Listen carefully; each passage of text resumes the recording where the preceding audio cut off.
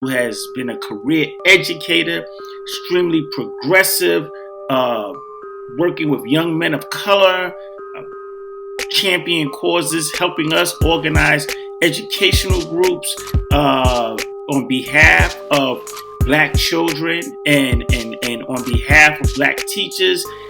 He sits on the mayoral task force for the reopening of schools. So we have a lot to talk to him about, considering the climate, the time, what's happening, the pandemic, George Floyd. I mean, there's just so many things happening, and I can't wait to hear his perspective. We're going to bring on also our co-hosts, who are going to give you a number of updates. We're going to deal with Shaka Fair, who's going to give us the tips around stress. We're going to have George Patterson come on. He's going to talk to us about educational tips and advice and programs, different things that we should be doing from a school perspective. We have these guys already in the queue. You guys can't see them, but I can't see them. We also have our guest, David Banks. Like I said, he's going to join us. He's going to be talking about stuff that he's been involved with pre-COVID-19, during COVID-19, post-COVID-19. How is he trying to address many of the educational gaps? A pandemic. It can still flare up. We still have to take proper precautions. However, this virus has really been eclipsed by another virus that we're dealing with in terms of the injustice that is robbing Black people of life, limb, and everything that can possibly happen. Seems like it's happening at this time, and it's happening all at the same time. Whatever happens, we still have to maintain proper precautions with our mask, social distance. I don't know how we're going to be able to finagle that, because it is necessary for us to get what's inside out. One of the best ways to do that is physically. So if we can exercise, that can be really helpful. If we are going to protest, let's try to protest and take the proper precautions while we are doing that. I had created a hashtag called injustice stress, and I think that gives everyone an opportunity to really speak about exactly what they experienced with Brother Floyd losing his life. I think that out of all of the situations that I've seen, this one was so much different. Hi everybody. Thank you, Dr. Blake, for having this platform for us to speak. How you doing? Shout out to Mr. Patterson and Shaka and everybody on. And as I always say, shout out to all the essential workers. I believe that parents, teachers, we're all essential. Yes, there's definitely a lot going on. I want to shout out to all our Black men. We love you. We appreciate you. There's a lot going on right now in the world with the protests. We're in solidarity with George Floyd as we are standing together. We just want to make sure our community members' mission and vision and voice don't get lost in the source, because there are people that are infiltrating the protests and causing it to be something different. So they call it anarchists. So basically, whether it's white supremacist groups or what have you, they come into a community that's not their own. They start the riot. They start burning stuff. The community members and the young people who want to express their anger may join in. They get arrested. They get deported if they don't, if they're not, if they're immigrant. They stay in jail longer. They get a different treatment, and that's what we saw in the streets. So we just want to make sure that people have the right, the constitutional right to protest, but they do it in a way that is safe. So we have some tips. When you're out there, I'm reading off a list. Carry a portable phone charger, because you always want to be connected and you want to be able to video. Write the number of a local bailout or legal aid number on your arm.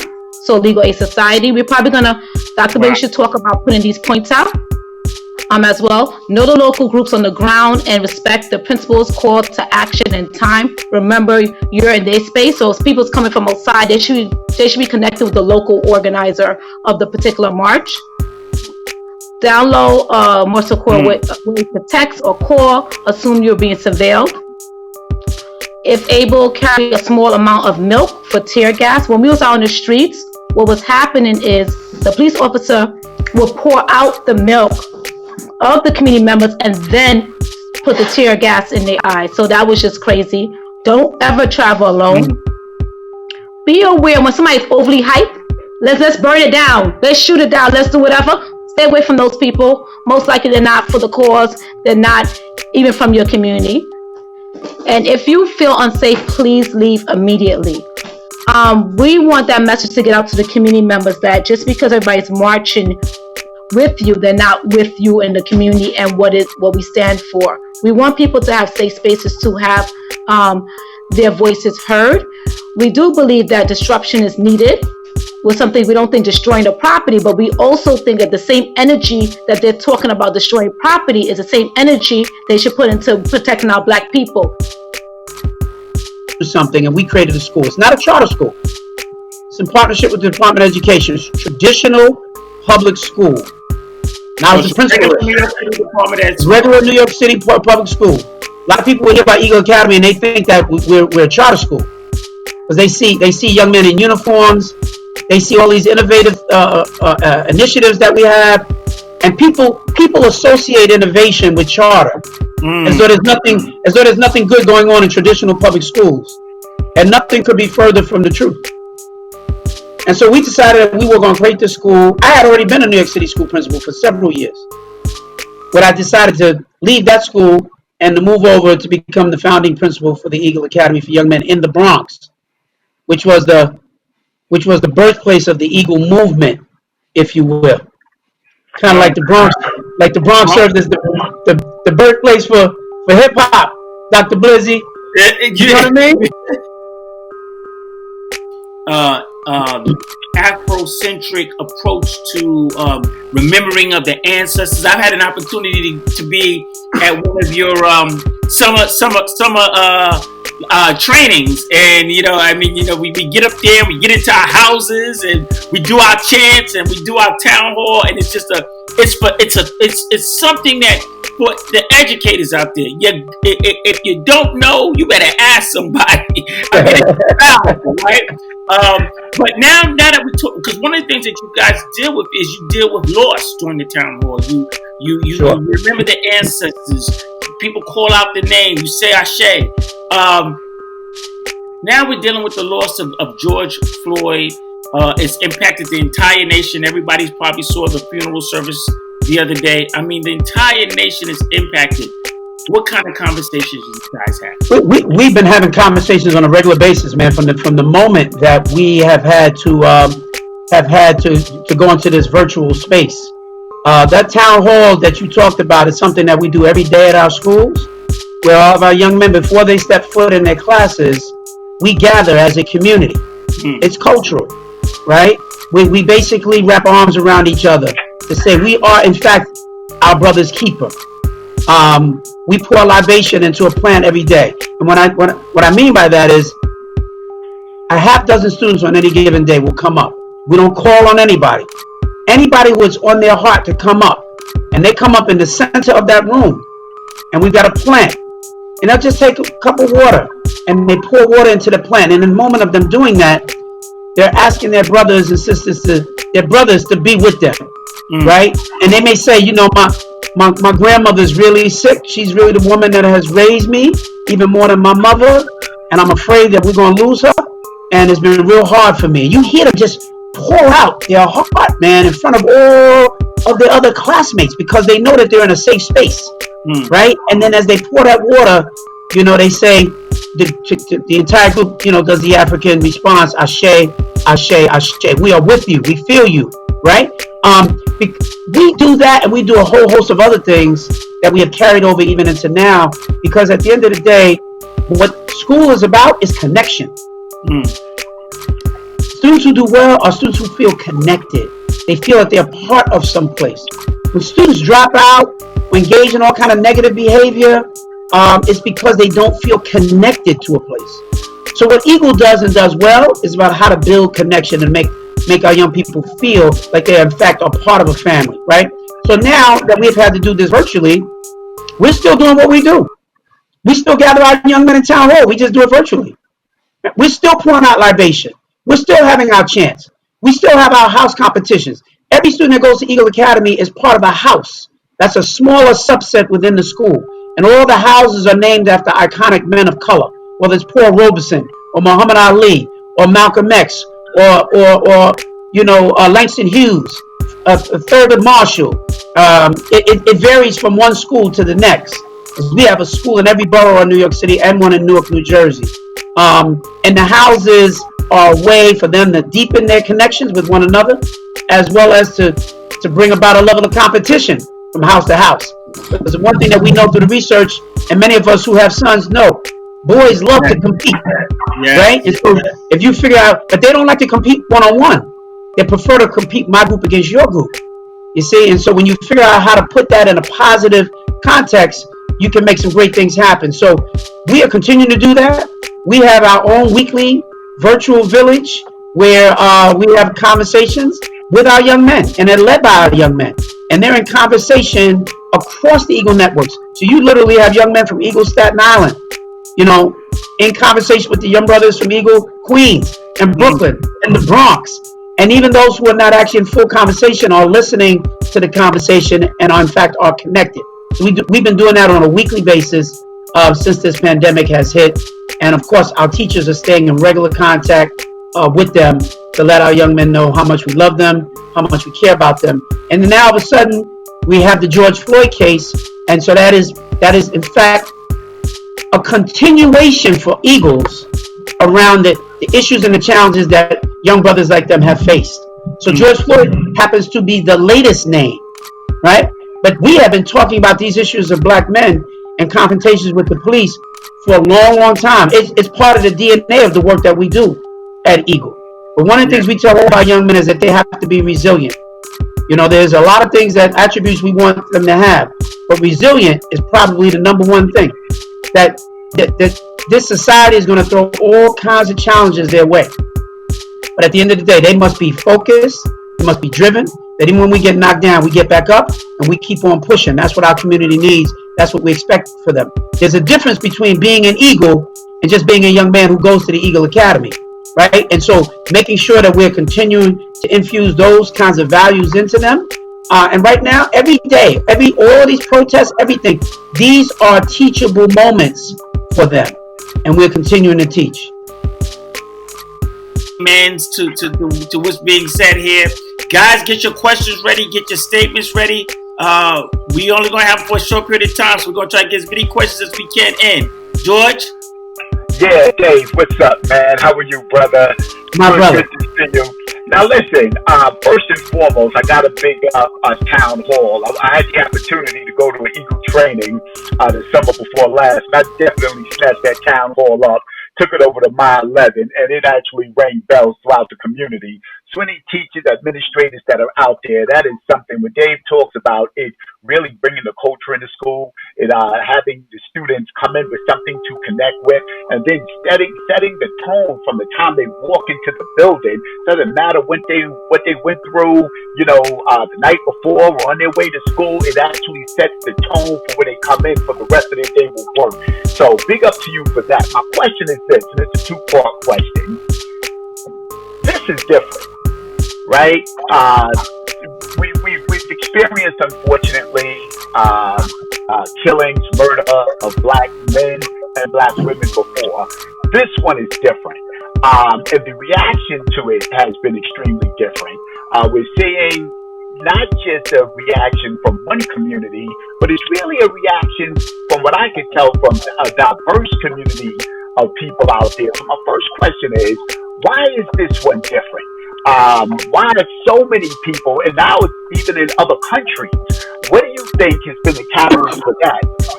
And then my second question is, and it almost goes back to what Dr. Blake asked, we were already struggling as school leaders, teachers, administrators, to engage in discourse around this pandemic with our students.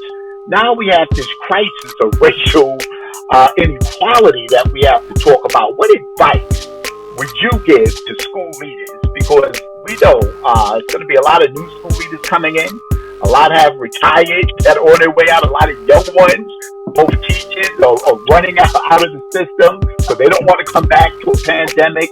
But what advice would you give teachers when having a serious conversation with their communities about race? It's often a tricky topic that some avoid. We don't go all the way in. So again, why is this one different, and what advice would you is to school staff about having engaging their community, whether it's parents, community members, or students, in conversations about race? Sure. Yeah, so when we say it's different, you're absolutely right. We've seen these killings over and over and over. I mean, they're just numbing. They're debilitating. But this one has sparked something that's a response that's been very different. And I think there are a couple of reasons why this one has been different. Number one, we were all home. Yeah. So people are not as distracted as they ordinarily would be. It's easy to just kind of turn the channel, move on. You're getting ready for work. You got other stuff that are going on. You say, "Hey, we got another police shooting." Everybody is on lockdown right now. The whole world, essentially, has been on lockdown, right? So everybody got a chance to lean in on this in a way that was different than in the past, because we're all home. We're still very busy, but we're busy virtually. But we got a chance to see, ordinarily, George, right? Most folks are at work. They don't have a chance to see these images all day, every day. They're seeing it all day, every day, and it's piercing their spirit. It's piercing their soul. And so I think that, and no sports to distract them, right? Yeah, there's nothing else to distract them, right? So that's what's allowed the piercing of it to go even deeper and to resonate, to get the attention of everybody. Number one. Number two, because everybody's on lockdown, a lot of people are out of work. A lot of people can't return to work yet. They got a lot of time on their hands. The weather just broke. And so people got a chance to say, we're getting close to getting back. Young people who are less concerned about this pandemic as it relates to their health are like, listen, we hitting the streets. It's not like they got to get ready to go to work tomorrow. So they got time all day, all night. Where are we rushing to? So I think it's a combination of those things that has made a huge difference. I think the big thing that we see differently this time is the amount of white faces that are on the front line. Whether they were agitators or peaceful protesters. A lot more peaceful protesters. During the Civil Rights Movement, Dr. King always had white allies who marched along with the civil rights leaders. You need that. And what I think probably been happiest to see is the young white folk who have stepped out there to get out there with young black folk and to say, we don't have all the answers, but we know this is some bullshit. Like, what's going on here is ridiculous. And they recognize that they stand in privilege, right, based upon the way the system has been set up. But I think many of them are more conscious to recognize that privilege that they have been set up with, it can't stand the test of time. Woman said, I felt threatened, or I thought he said something to me, or he looked at me a certain way, and they will hang you from a tree. That has been the history of this racial assault that we deal with, right? So, George, when we talk about what do we need to talk to school leaders about, we need to talk to them about that. We need to understand the history of racial terrorism. And this was not 500 years ago. This was just a few years ago. This is not ancient history. And history that is not dealt with can repeat itself. That's how you wind up with Donald Trump, right? So we have to tell the truth. We have to have courageous conversations. We have to tell the truth to our children, because they don't know either. They just know they're angry and that they're victims. But many of them don't even know the power and the promise and the potential that they have. They don't know the greatness that lies within them. But I'm more concerned about how to systematize that now. So one of the things that I want to see come out of this pandemic that I'm going to be pushing for from a policy standpoint is we need to make sure that we have a fully developed curriculum about Black history that every student in New York City needs to be exposed to from kindergarten to 12th grade. Not just for the kids in the Black neighborhood, for everybody. Everybody needs to see, everybody needs to bear witness to. Because without that knowledge, you don't even realize the contributions You talked about the Boston Tea Party.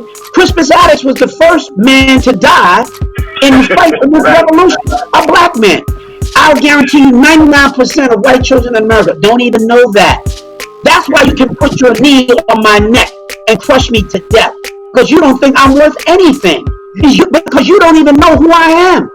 When you see Drew Brees get up there and make those ridiculous comments that he made, he can make those comments and they fall back on this false patriotism around my father, my grandfather fought for this country, and so I believe we got to be that patriotism for the flag, like we didn't fight. You know what I mean? Because they don't talk about it. They don't realize we fought in every war that this country has ever had, side by side. We were there. But that story is not told. So when it's not told, you don't know. So therefore, when you don't know, you think all we are the negative images that you see on TV. Therefore, we are less than. Therefore, you are justified in putting your knee on my neck and taking the life out of me. Because at the end of the day, the school system that we went to for all those years never told me one damn thing about your worth. That has to change. Otherwise, it's just protests and we mad. But we got to argue and build for some institutional changes. George, you got Dave Banks fired up over here, bro. He's fired up, man. And as you can see, I mean, just think about it. This is the man who is out there talking to young men of color. And if you've ever seen, they say you know a tree by the fruit that it bears. If you ever engage a student or a alumni of the Eagle Academy schools, you see a sense of purpose. You see a sense of, I know who I am. All the things that you're talking about in terms of, teaching our children who they are, making them purposeful. You see leadership. You see refinement. You see discipline. You see culture. You see, all of those things. You see it in the actual students themselves, and you can see why. Look at who's engaging them in this conversation. And from the leaders that I've interacted with from Eagle Academy, male and female, it has been a culture of this kind of excellence. I'm going to get to you now, Shady. I know you've been biting at the bit to ask a question. I just want to give. I always like to acknowledge the comments. There's a lot of comments in here responding to David Banks. Pioneer. Oh wait. So one says, it says, how do you think we should engage other communities like the Orthodox Jewish community and Asians that seem to be lacking in this movement? One says growth is uncomfortable in order to wait. I lost it. In order to grow. In order for us to grow and heal as a nation, we must be willing to have these uncomfortable conversations. Dean Johnson says, "Oh, my Knicks." Jay Passatino says, "Sell the Knicks. Dolan is the worst." Right. I agree with that. Jenna's mom says, "Absolutely." To J Rock, the status quo always pushes back. That's why we have to challenge it when it is abhorrent. President Barack Obama laid down the psychology behind this in his town hall Wednesday. It's available on YouTube. So, Dave, as you can see, and Jenna's mom said, preach. They love to say that they serve this country so that they can tell us what rights we are entitled to. It's done to justify them keeping privilege and work the upper hand playbook. So, Dave, one of the things is that what we do on here is we're very interactive. We want to hear from our audience. We just have the conversation. Sometimes people come up here and just say, I'm mad. And that's quite okay. But, so we need to have an opportunity to express that and have an environment where people feel comfortable doing that. Shady Duke, he is the director of the East Flatbush Village Inc. organization. They've been doing a lot of nonviolent programs to kick off Gun Violence Week. Very active in the community. So, Shady, I know a couple of times you were like ready to jump in. So please go ahead and ask your question. Mr. Banks, I have to have you in one of my town halls. You're phenomenal. I've seen you in passing before. It was my first time actually sitting down and absorbing what you have to say, and it's phenomenal. I think the way you approach the situation, has to be shared with everyone, right? I do want to pick your brain on some things, right? We have a system in which, even if we do get a curriculum that's black, not pro-black, but black education, right? We have an issue with the teachers. Not that they're bad.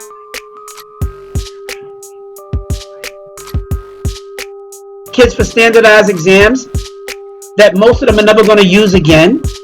But you ask them, Letitia James from Brooklyn is the New York State Attorney General.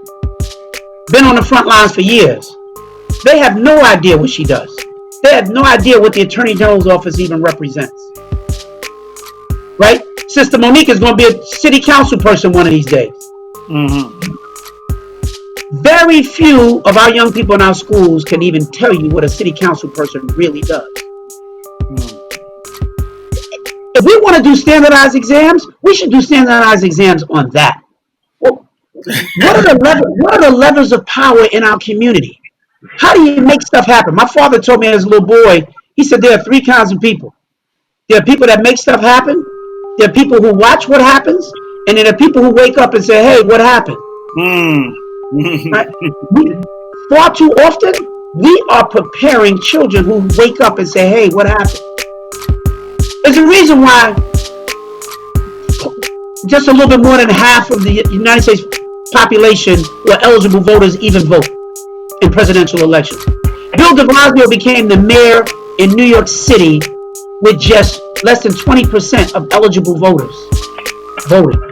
Think about that. And people would say it's because we're apathetic, we don't care. That's not true. We're not informed, we don't know. We should have kids in our schools who are paying attention to all the issues of the day. So anytime there's an election that's getting ready to happen, we're getting ready to have a mayoral election a year from now. We're getting ready to have a presidential election. Kids should be studying those issues. What are the positions that Joe Biden has taken? They know they don't like Trump, but what are you voting for? If a Monique Waterman is running to be a city council person, what's her platform versus somebody else's? Kids are not studying these issues. They're doing school. I saw 9 months ago, young people came out all across the world to protest climate change. To say to adults, y'all screwed up this planet, and now we have to inherit this place, and we want a planet that's going to still be here for us. And they were making their voices heard. You saw almost no black faces. Because those young people are being prepared to be the leaders of this world. Our kids are being prepared for compliance. How do we do school differently? How do we demand that we do school differently so that we're not just spending all day, every day preparing kids ad nauseum for more and more and more standardized tests, and teachers who will tell you, I would get to that other stuff, but we don't have any time because the curriculum says all we're supposed to do is get kids ready for the test. We got to blow that up, and we got to say we're going to renorm what this system is, and we're going to educate our kids in a different kind of way. That's what's necessary. That's what's required. That's an excellent segue, because I know that, we've been talking about this on the Parent Teacher Check-In about how, there was a right before the pandemic, a lot of schools were engaged in this thing called, a lot of people were getting together, and they were trying to fill out a proposal by the Gates Foundation for the reimagining of schools, reimagining schools, imagine schools, things of that nature. And now school has shut down, and we know that even when we come back, it's going to be never the way it quite was. But I often feel like it's an opportunity for us to reimagine now, not the school, but the school system. And you sit as one of the people who are on the task force for the reopening of schools in whenever that happens. What are your thoughts? What are some of the conversations and recommendations that you're making in terms of reopening of schools in New York City? So I got asked to be a part of this panel that Mayor de Blasio announced and organized, and there's about 40 leaders, corporate, not-for-profit, education leaders from all around New York City, a lot of big names, the president of Columbia University, the president of the Children's Aid Society, the Robin Hood Foundation, just a whole host of different people who were asked to be a part of this, right? And so it's moved a little slowly. I don't think it has moved in the way that I would have liked to have seen it, and I think that's the level of frustration that people who are on that committee have seen. I think the biggest frustration that I have with it, and I think they're trying to do the work. We had a presentation that was given to us the other day that we were asked to kind of respond to, and it wasn't a plan as much as it was a host of questions. But I had developed a host of questions myself because I spoke to about 25 different principals from all over New York City over the last couple of weeks with the intention of putting a document together and a report to submit to this committee and ultimately the mayor's office to say these are the things that school leaders, George, are talking about, right? Because what I found was that school leaders, superintendents, principals have really not been engaged in these conversations around what it's going to take to return to schools. I had people call me and say, listen, man, we're very happy that you're part of the panel, but tell us why are they talking to the president of not-for-profit organizations and they're not even talking to us about what it's going to take for us to return to schools, And as somebody who was a principal, New York City principal for 11 years, I know how that feels. That some other folks are off in the room planning for something that you're going to be held responsible to execute. And yet you didn't even let me in the room to help offer up my thoughts and ideas around how to do that for my school. So principals get offended by that kind of lack of respect and engagement. That's leadership, that's vision, right? So the folks who I talk to, Shango, we're talking about, in a real sense, what does social distancing look like in school? It's almost an oxymoron, right? I mean, how do you really have real social distancing in school? What are the issues you're going to have to deal with when parents who are saying, I'm not even sending my child back to school until they develop a vaccine, right? What about the teachers that we have who have pre-existing conditions, who are saying, I don't want to give up on my kids and I need my job, but I can't come back into a building until there's a vaccine. I'm prepared to do this virtually, and how we continue to build the level of training and support that all the teachers are going to need to continue to be better, even at the virtual work that we're thrust into, right? Is it a one-size-fits-all mandate that's going to come from the DOE, that everybody's got to do this? There's a big difference. If you decide, one of the things that have been talked about is flexible scheduling. Some kids come to school on Mondays and Wednesdays. You split the school population in half, right? And other kids coming on Tuesdays and Thursdays. Some schools are saying have a group of kids come to school Monday through Friday, and the next week it's a new group that comes in, and that's your A group, your B group. Lots of different ways to kind of look at that. Are schools going to be allowed that level of flexibility, or are they going to be told this is the way that it has to be? This is the flexible scheduling that we're doing, or are they going to allow you as a leader to kind of come up with your own plan, right? They've not nailed the answers to a lot of these kinds of things. The social emotional supports for students and for teachers, right? The considerations for students with disabilities, where I think they're looking to do everything they can for students with disabilities to get them in school, get them back in, and that they would be there every day, not even be part of an A group, B group, because they just need as much intensive support and counseling as we can possibly provide for them. How do you feed students in school? Do we, if we want to avoid the crowds? Are we having the school, lunches in our classrooms? What about issues of ingress and egress? In the building, out of the building, through the stairwells? If we're saying that we need to be washing our hands several times a day, most schools don't even have enough soap in the buildings as it was. Now we're facing hundreds of millions of dollars worth of budget cuts. What is that going to look like? How are we engaging the families and the parents, even in these conversations? See, the school system always talks about parent engagement, right? Now we're in the middle of a straight crisis. And you think parents are fully engaged in this conversation? No. Because that's when the system tells you truly what they believe about you. See, it's easy to talk that stuff when things are in its normal state. when you're in the middle of a real throwdown, if you're brought to the table, then you know you are truly part of the value system. If you're not, then you know exactly how they feel about you. Can you hear me? Yes. All right. All right. So when it comes to the parent-teacher check-in, we got one question, and this is the litmus test. Who are your top 5 MCs? And go.